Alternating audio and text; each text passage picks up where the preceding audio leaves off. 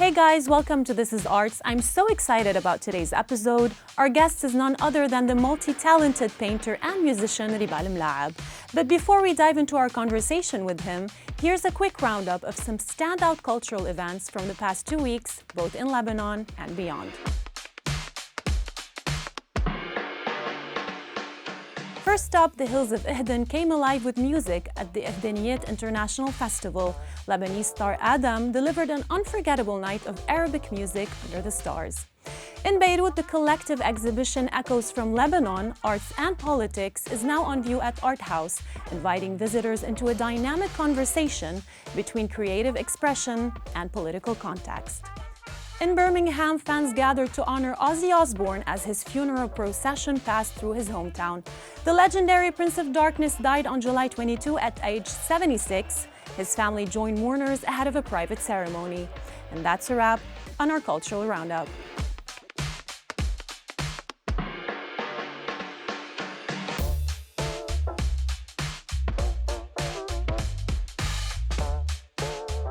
I'm happy to welcome my guest, painter and musician Ribal Molaeb. Whether through the gentle stroke of a brush or the resonant voice of the viola, Ribal paints to life a world of light, serenity, and harmony. His paintings have been showcased in prestigious galleries and art fairs across Paris, Basel, Zurich, Tokyo, and beyond. As a global touring viola player and founder of the Molaeb Festival for Chamber Music in his hometown of Baysur, he continues to celebrate art in all its forms. Ribal, welcome to This is Art. It's a pleasure to have you on the show. Thank you for having me, Lea. Ribal, you grew up in a deeply creative environment with your father, the acclaimed Lebanese artist Jamil Molaeb. When did that passion for painting begin?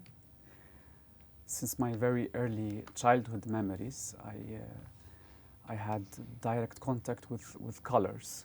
So I grew up in my father's studio around paintings. I saw him mixing colors, preparing canvases. So it was a very natural thing for me to see a painter painting. And later on, a few years, when in my teenage life, I started helping him in his studio, working as an art assistant, preparing the paintings, learning how to compose, how to mix the colors, etc. And we had daily discussions about art, about Lebanese art specifically, I saw since very early on paintings by Shafiq Aboud, Paul Kiragossian, Arf al-Rais, which I knew personally in my childhood. He used to visit us. I was very young, of course, and he was a crazy artist, very special. In a good way, and he was very inspiring as well. So I was in this circle of art, talking about art, discussing art, learning about painting. And even in my school years, in my teenage life, where usually you are a rebellion and etc. I was sometimes skipping school and staying in my father's studio to paint, and my mother was getting crazy, like, what are you doing here? And my father was happy that I'm home painting. So I had this kind of romantic artist beginning, since very early years. And when did you start publishing your work? Well, I never published any painting. I never painted a real painting, maybe some few exceptions, in my teenage life, because I was just this guy who helps his father. Now, at age 17, I left Lebanon, which was a very good move, to be away from the family, to study music in Salzburg. And then I went to Vienna.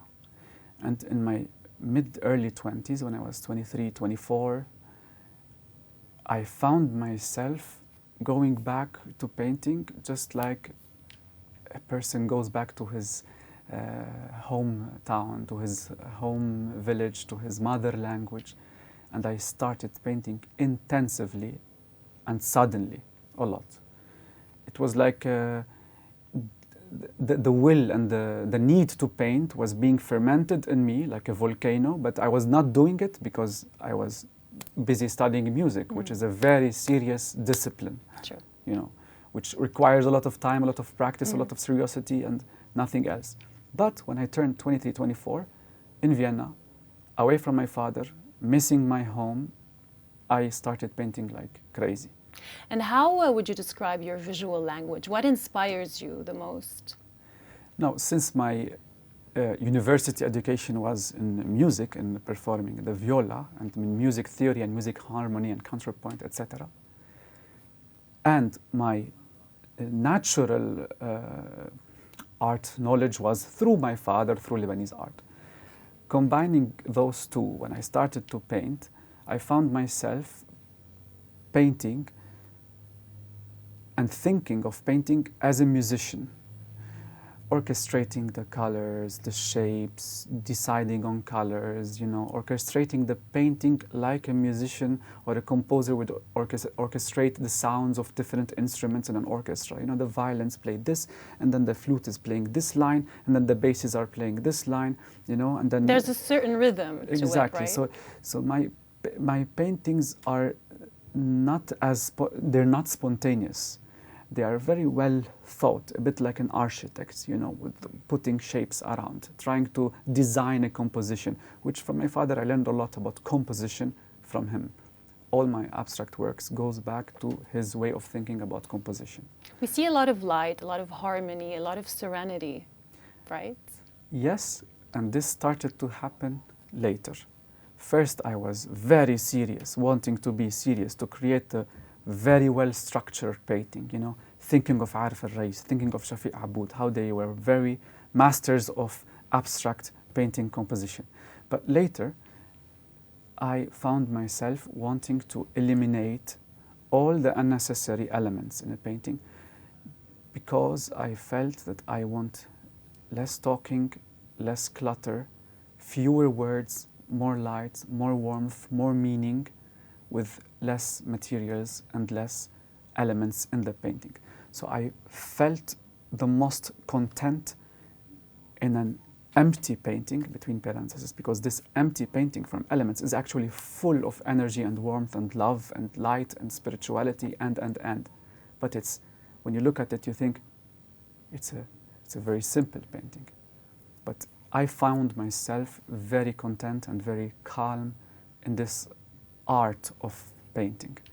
We see a lot of landscapes in your work, and you've painted in Lebanon, you've painted in Switzerland, and places tend to carry certain energies. Do you feel like a place like Lebanon carries a different energy than a place like Switzerland?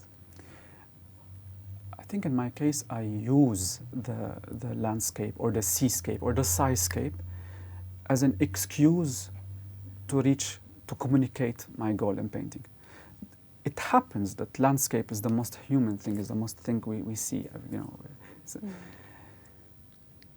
And I do not think that it's my painting changes in Switzerland or in Lebanon or in Japan.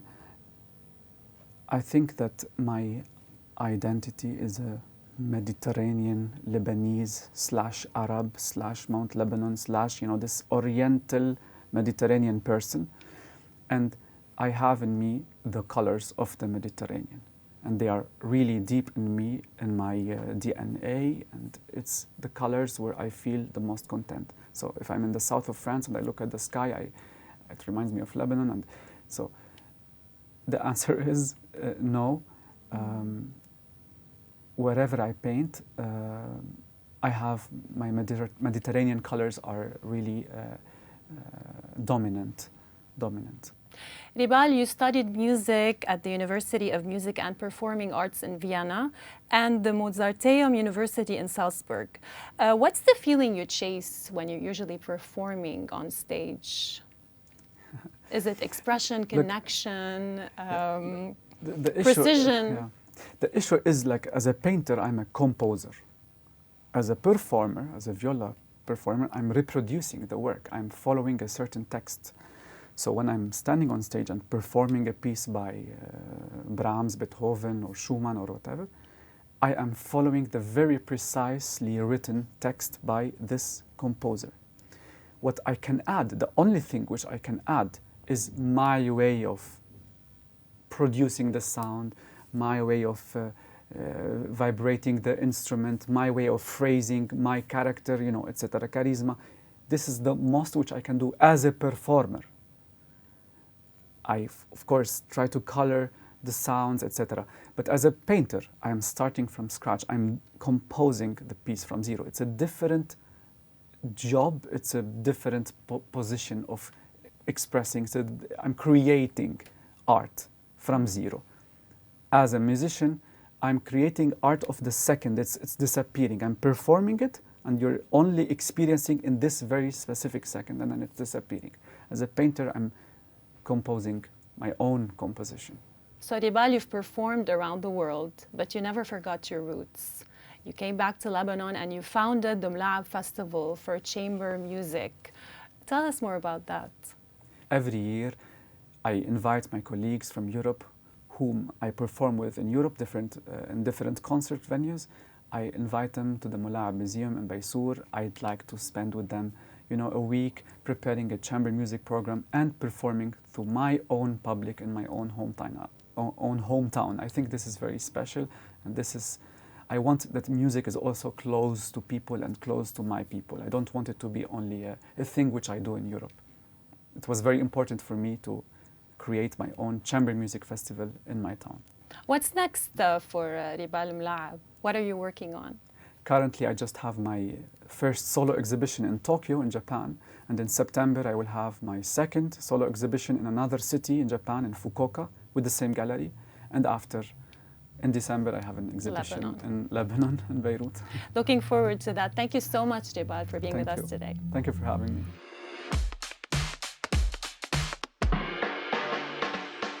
Did you know an artist once patented a color? In the 1960s, French visionary Yves Klein created a shade of ultramarine so pure, so vibrant, he named it International Klein Blue.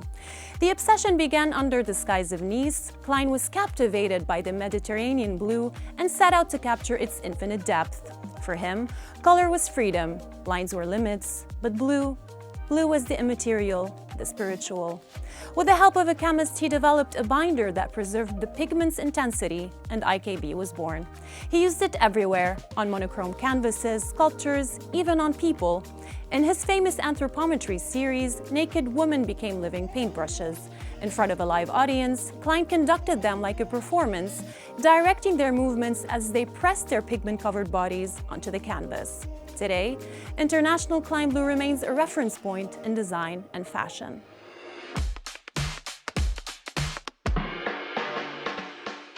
Have you ever looked at a painting and felt it scream? Francis Bacon painted raw, distorted figures trapped in invisible cages, mouth wide open, flesh melting. Born in Dublin in 1909, Bacon lived through war, violence, and personal chaos, and it showed. He once said, "I want to paint the scream more than the horror."